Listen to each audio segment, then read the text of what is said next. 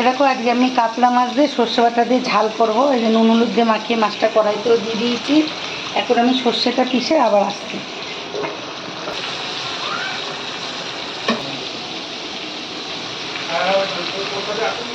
এরকম কটা কাঁচা লঙ্কা দিয়ে দিলাম, মাছটা ভাজা হচ্ছে তো দিয়ে দিলাম।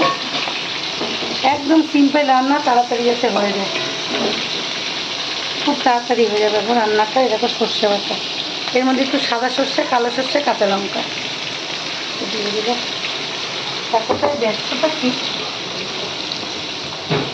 এরকম পরিমাণ মতন জল।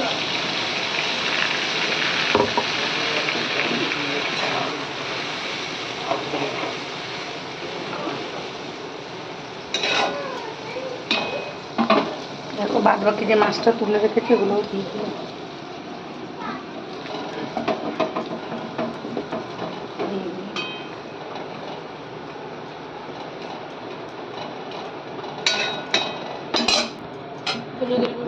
হলুদের গুঁড়ো দিয়ে দিলাম।